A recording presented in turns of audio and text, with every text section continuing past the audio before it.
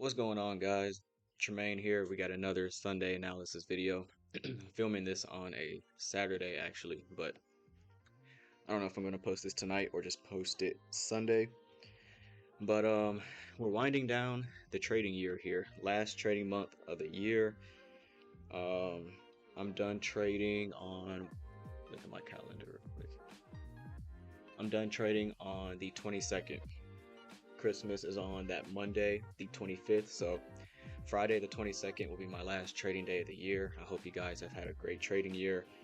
If you didn't, I hope you learned from it and go into 2024, with the right attitude, because we're all trying to make some money. But let's break this thing down. So it is non-farm payroll week, NFP week. So typically, looking at the economic calendar here, Monday we don't have any news drivers. Now, if there's a Monday with no news drivers, I'm basically taking that day off. But the exception to that is if it is non-farm payroll week. Okay, so if it is NFP week, as you can see on Friday, we have that employment change number coming out.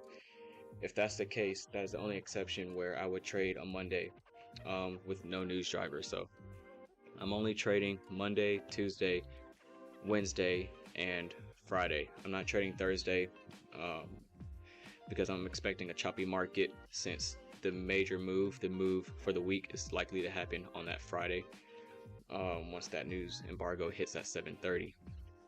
So Monday, Tuesday, Wednesday I think are going to be clean days in the market. Thursday I'm expecting chop or just a difficult session and Friday I will be participating if I need to after that news hits the market. Hopefully I don't have to trade on Friday. I want to meet my profit objectives by Monday, really. But we just gotta see how it goes. So should be a decent week, at least for the first half. Let's dive right in here on the weekly chart. We have the S&P on the left and we have the dollar index on the right. Weekly chart. So I'm bullish on ES, bearish on dollar. So here's the thing. We have this last up close candle prior to this down move here. That is a bearish order block. And if you look here, the separation between this candle's close and this candle's open, that's a volume imbalance in there. I want to see us draw up into that. Now, I'm going into this week accepting the fact that we can see a minor retracement. So we've taken out buy side here above this high and we completely repriced this fair value gap here. So this low and this candle's high, there's a fair value gap in there. I don't have it outlined, but it's there. And we repriced all the way to the high of that fair value gap. So it's reasonable to expect a small retracement since we've taken out buy side, repriced, and completely filled in this fair value gap. It's reasonable to see or to have a week where it retraces a little bit.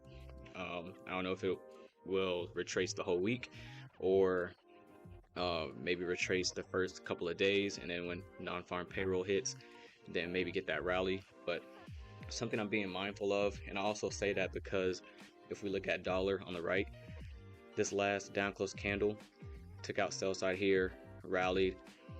This was a target I had mentioned in a previous analysis video that I wanted to see reach, and we hit it here, and you can see the rejection, that reaction off of that order block. So again, we could open up on Sunday and potentially have a retracement higher. We do have a fair value gap up here, but regardless if we have a retracement at all, and regardless of how deep that retracement is for dollar and S&P, I'm still bullish on ES and I'm still bearish on dollar, with the expectation that we could see potential retracement, because we've been dropping on dollar for a while and we've been rallying on ES. So it's reasonable to expect a short-term retracement. So that's something you gotta be mindful of. And then if we are to get above this volume imbalance here and this order block, my next draw would be the rejection block up here, which is the highest up close closing price. So the closing price on this up close candle, that's what I'm outlining there as your rejection block, and then you have buy side resting above that. But this is a weekly chart, so that's a little overzealous.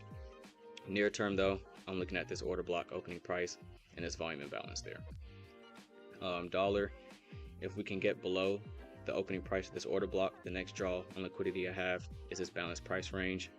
This single pass down with this candle, this single pass up, that small little intersection right there is your balanced price range. That would be my next draw on liquidity if we were to get below this opening price of that order block right there.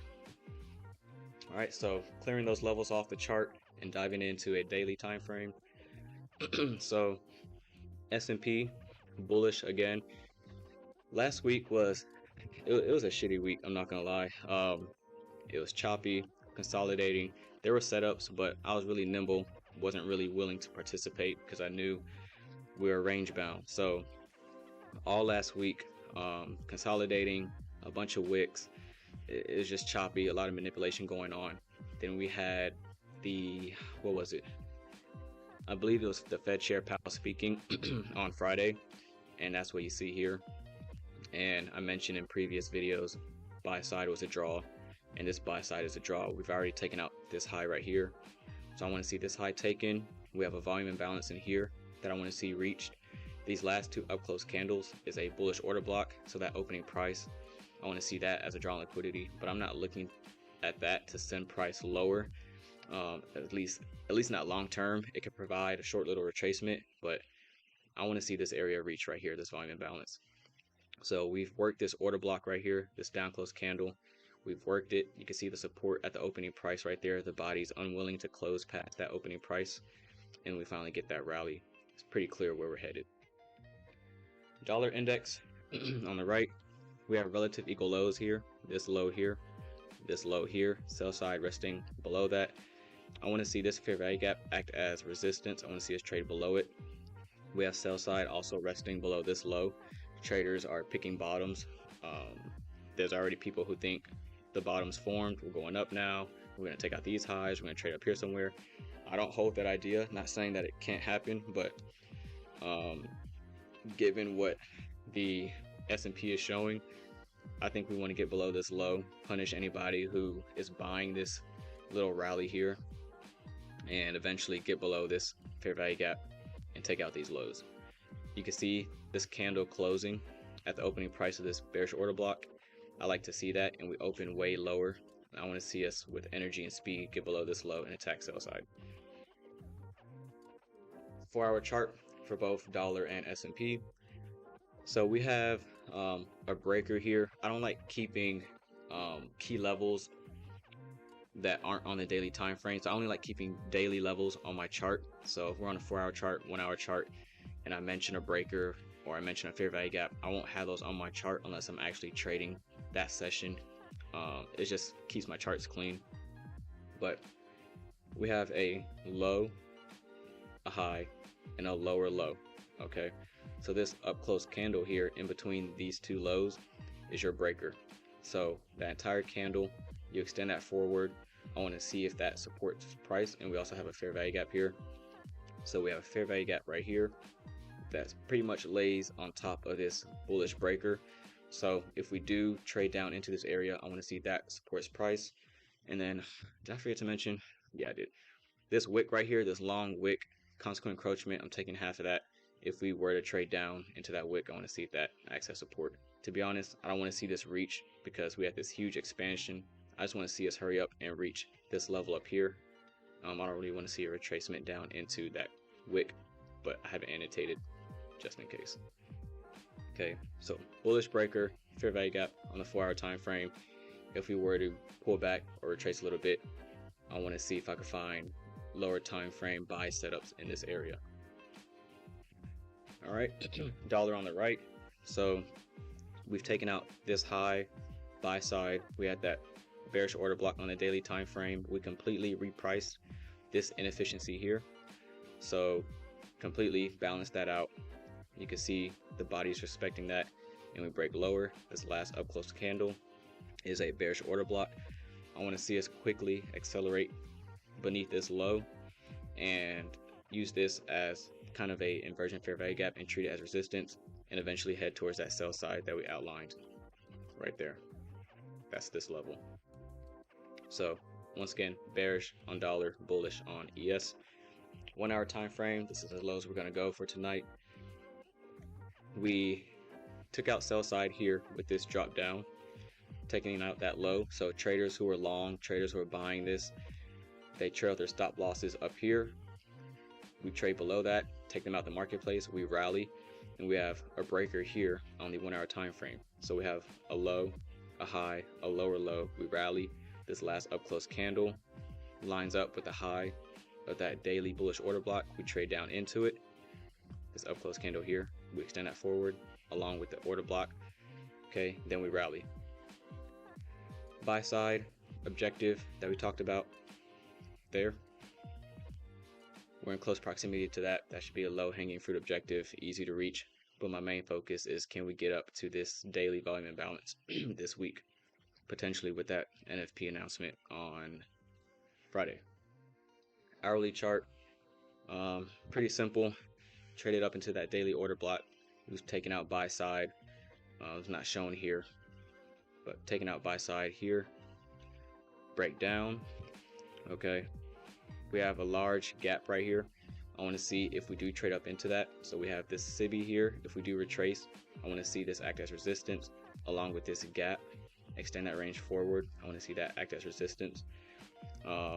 Sell side resting below this consolidation here. Traders see this as support. All this consolidation, people are buying, selling, it rallies. Traders are trailing their stop losses beneath this low, So I want to see us quickly accelerate, take them out, take out this sell side, and then we have that daily sell side level that's not shown here. So that's really about it. I think today is going to be a much cleaner week compared to last week. As you can see, it was a slaughter fest. A lot of traders got chopped up. That's kind of why it's important to know when you should not be pressing the button, when it's likely to not be in your favor, and when it's best to just sit on your hands and wait for a move like this to occur. This is what I was waiting for to happen all last week, and it didn't come until Friday. But now that we got this displacement, it's clear as day where we're going. Okay, so that's what I was looking for. This week should be an easy read. And that's about it. So I only have, let's see, three more weeks of trading for the rest of the year. I won't start trading again until January 22nd. Yeah, which is the 4th week of January. So January 22nd will be when I pick trading back up again. I don't really agree with trading like on the 1st of the year, because it's like, that's a retail ideology for me. I'm not quick to rush back into these markets. I'd rather let it warm up, kind of let things just get back to normal after the holidays, and then I'll be in there making money per usual. So I think I covered everything. Once again, non-farm payroll Friday, so be careful. Don't gamble. Don't do anything dumb. If your setup's not there, if your model's not there, don't force it. Just follow your trading plan and the results will follow. So that's all I got for this one. I'll post my trades and market reviews and breakdowns and all that good stuff in the Discord, and I'll post a couple on YouTube. That's all I got for that one. Appreciate you guys for tuning in, and I'll see you guys next time.